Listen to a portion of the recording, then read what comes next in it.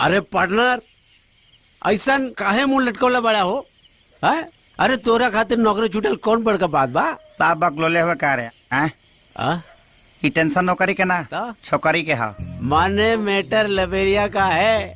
हाँ। कौन कौन है? अरे यार ये तो पता नहीं खे हमके है? बस इतना जाना था नहीं कि स्कूल में संगीत टीचर या लइकन के संगीत सिखावेले। तो ल धरा ये टेंशन के रामबाण, बाकी हमरा पे छोड़ दा। ये हट, एगो तो नौकरी से हाथ धो बैठे नहीं हम, और ऊपर से दारू पी के जाए घरे तब बाबूजी बिना पॉलिश वाला जूता से मार के पीट फाड़ दिए। अरे पार्टनर ओकरा उपाय भी खोज निकाला हूँ। आई देखा ये है धनिया। इस धनिया खैला के बाद कन्या के भी पता ना चलेला कि मर्द दारू पी के आयल बा, तो बाबूजी का पता चली? अच्छा रे पिया पार्टनर।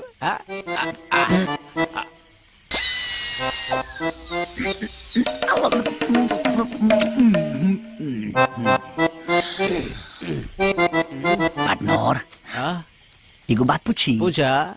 रे बिहार में तो दारू बंद हो गई बा, जर्सी के तोरा कहाँ बैठा गई? हम पहले ही ले लेनी। अच्छा खेत कोड़ के कोल्ड स्टोर बना के रख ले बानी। अच्छा बनो के से पहले पिया पार्टनर।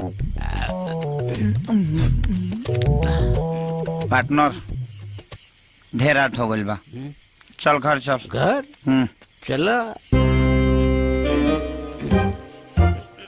पार्टनर। तू बैठा। पार्टनर नहीं तू बैठा। हम चलावता नहीं। तोरा आदत नहीं खेनू दारू पिए के, तू निशा में दिशा भुला जीबा। हम चलावता नहीं। बैठा पार्टनर। बैठ गेला। पार्टनर को बात पूछी? पूछा। कमाल के साइकिल चलाओ तर यार, एकदम ढांचा के एहसास नहीं के हो।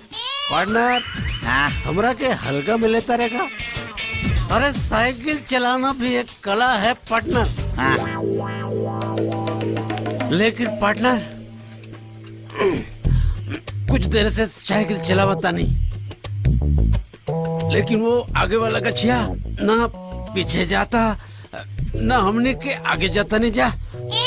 समझ में नहीं आ रहा है पार्टनर।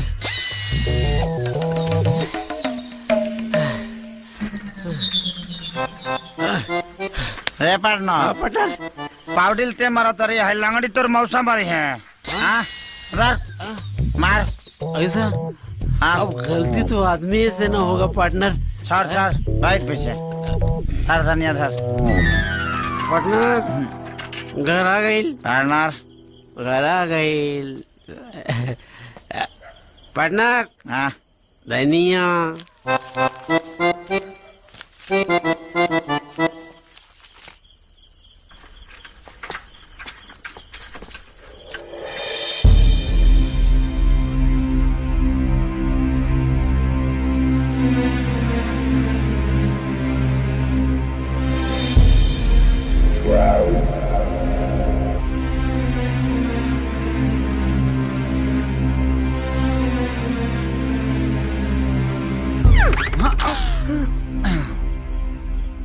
सीढ़िया ढेर ऊंचा हो गई बा, कब करौनी है?